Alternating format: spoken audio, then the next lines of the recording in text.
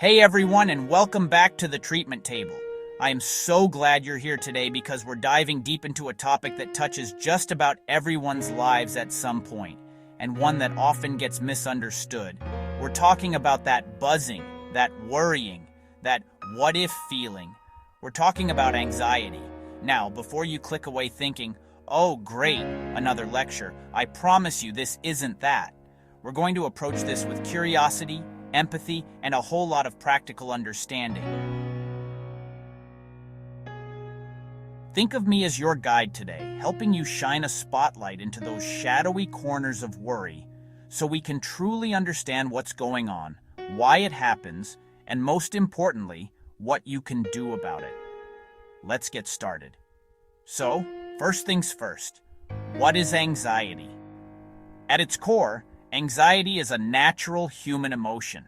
That feeling of unease, worry, or fear, usually about something with an uncertain outcome. In small doses, it's actually incredibly useful. It's your built-in alarm system designed to protect you from perceived threats. The problem arises when this alarm system becomes overactive. Instead of just alerting you to a tiger in the bushes, it starts blaring at things like a looming work deadline or a difficult phone call. That's when anxiety stops being a helpful warning sign and starts becoming a heavy burden. It's not just a feeling in your head either. Anxiety manifests in your body too. Think racing heart, sweaty palms, a knot in your stomach, shortness of breath, restlessness, or difficulty concentrating. Does any of that sound familiar? If so, I want you to know you're absolutely not alone. To help you understand how this alarm system gets oversensitized, let me tell you a quick story about someone. I'll call him Alex. Alex had a slightly anxious temperament to begin with. Maybe you could say their genetics made them a little sensitive to stress. Their brain was already wired to be a little cautious. Then, in the middle of a very stressful time at college, big exams, a bad breakup, Alex started working a demanding job with high stakes. One day, while Alex was rushing, overloaded with coffee and mentally exhausted, they had a minor car accident. Nothing serious, thankfully, but the whole event was terrifying. After that, two things happened. The brain learned danger. Alex's brain linked the car, the high stress, and the fear together.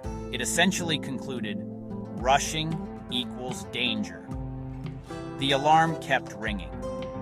Even after the college stress ended, Alex noticed that whenever they got behind the wheel or even thought about driving, their heart would race.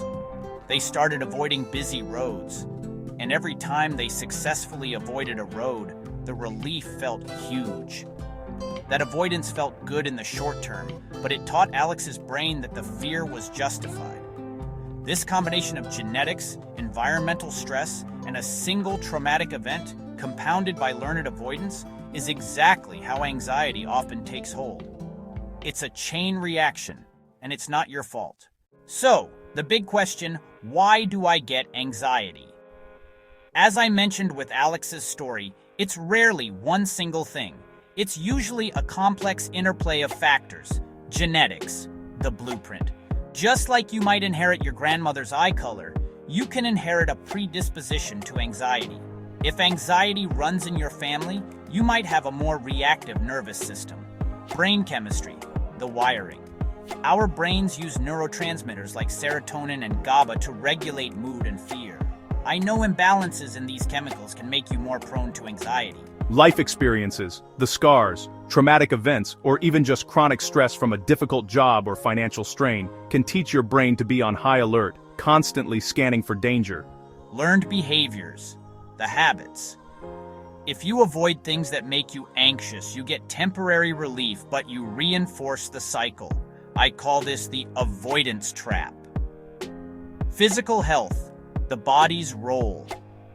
I want you to check on your physical health. Conditions like thyroid issues or even using excessive caffeine can trigger or worsen your anxiety symptoms.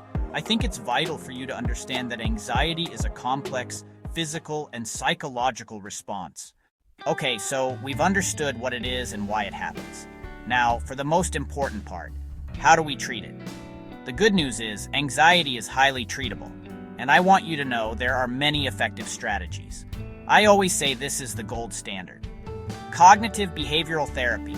CBT, specifically helps you identify and challenge the negative thought patterns and behaviors that fuel anxiety. You learn to reframe those thoughts and develop healthier coping mechanisms. Medication, when needed. For some people, therapy alone isn't enough, or their anxiety is so severe that they need a little extra help to even start therapy. This is always a conversation you need to have with a doctor or psychiatrist. I think these are incredibly powerful. Regular exercise, even a brisk walk, can work wonders. Physical activity is a natural anxiety reducer. Mindfulness and meditation, learning to be present, to observe your thoughts without judgment, can slowly rewire your brain to be less reactive. I recommend dedicating 10 minutes a day to this. Prioritize sleep.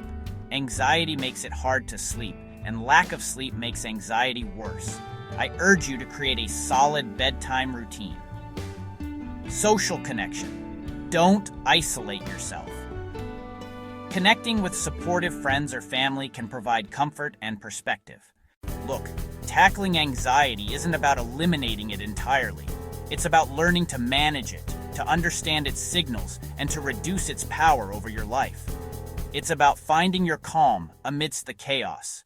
If anything I've said today resonates with you, please know that you are not alone, and there is help available. Reaching out to a doctor or a therapist is a sign of strength, not weakness.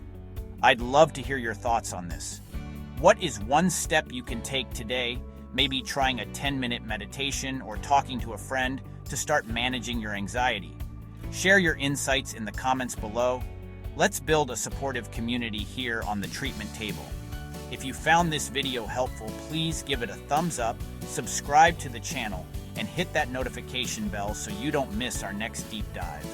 Thanks so much for spending this time with me today. Take care of yourselves, and I'll see you next time.